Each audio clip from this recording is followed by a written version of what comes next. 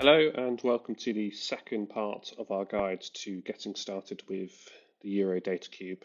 My name is William Ray and I'm a remote sensing specialist at Sentinel Hub.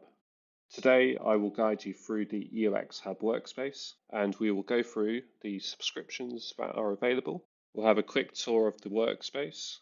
We'll show you how to start your own notebooks and how to download example notebooks in the EDC marketplace.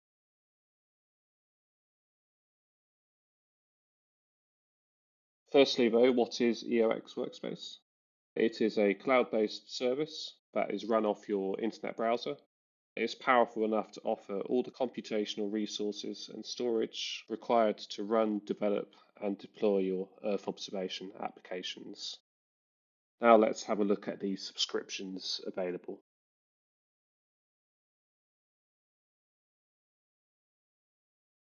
Let's start by looking at the EOxHub Workspace plans. To find these, you navigate to the marketplace. Here you can access the different EDC services that are available. You can also find example Jupyter Notebooks here.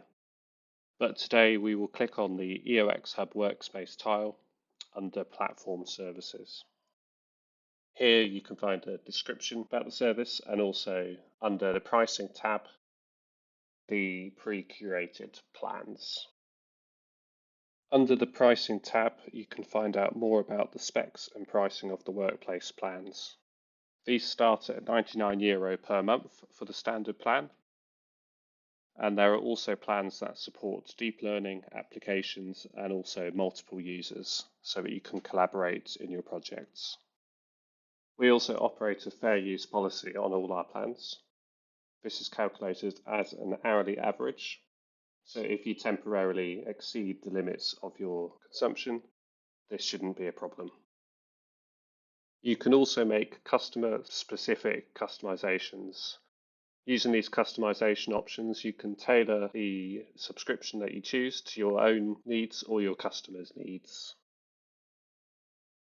On this page, you can check your plan. You can make changes to your plan, and you also see when it will be deployed to your dashboard as well. If you're looking for your own custom plan, then please don't hesitate to get in touch with the EOX and we'll be happy to help you find a solution that is ideal for you and your needs. To access your EOxHub Workspace, go back to your dashboard and under Deployed Apps, click on the Access URL link, which will take you to the EOxHub Workspace Jupyter environment. Firstly, you need to sign in again with your EOxHub credentials. These are the same as your EDC credentials. And this will then take you to the launcher.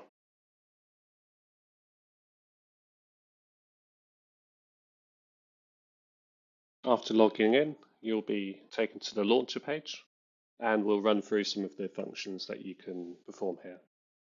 So if you click on the top left here, in the menu, you can create new folders. Here we're creating a folder called Inputs. Clicking on this button, you can upload files to your workspace. We're just going to upload a TIFF of a satellite image from Sentinel Hub. There's also a refresh file list, which when you're processing new files, then these will then appear after clicking the refresh. There's also terminal functionality in the EOxHub Workspace.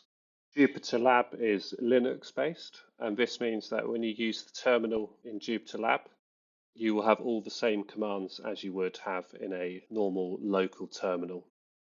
So you can create a folder. In this instance, we create a folder called Inputs. You can then navigate to this folder using CD, and then using gdal-info, we can find out some more about the geotiff that we have just uploaded.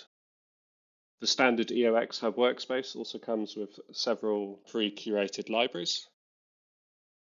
These include NumPy, netcdf, compatibility, pandas, and any other commonly used Earth observation and data science Python libraries. You can also create diagrams, which is accessed through a button from your launcher. This is really useful for when you're planning and developing your workflows.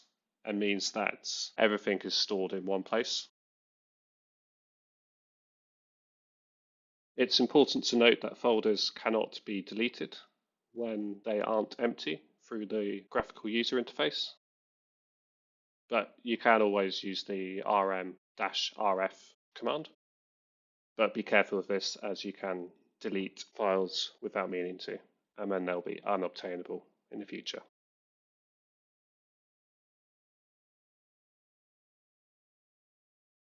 Next, we will open a Jupyter Notebook that you can find as another button from the launcher. You can right-click on it and rename it. So we'll call this My First Notebook. This is very similar to any other Jupyter Lab environment you have worked with in the past.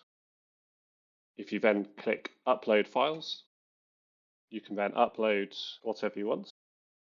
So here we're going to upload our GeoTIFF again. And then you can use the notebook like any other notebook you've used in the past. So you import your libraries. In this instance, we want to quickly plot our GeoTIFF. So we're going to import NumPy, Rastereo, and PyPlot, a sub-library of Matplotlib. And then in the subsequent cells, we define our image shape, and then use plt.imshow, and there is our image. I also want to show you how you can access pre-curated Jupyter Notebooks in the EOxHub. To do this, you navigate down to the EOxHub section of the launcher. Click on the second of the Eurodata Cube icons, and you come up with this menu. You navigate to Contributions. These curated contributions have been created by the community and shared so that others can learn how to use the Eurodata Cube more effectively. While this doesn't cover every use case, it's a great resource for learning new functions that you can then apply to your own real-world problems. Let's select the EDC First Steps notebook from the Curated section. So here you can see it with the Markdown and the Python cells. To clone it into your own workspace, click on Execute Notebook, and you can give it the same file name or a new one if you wish. And this then clones it to your EOX workspace.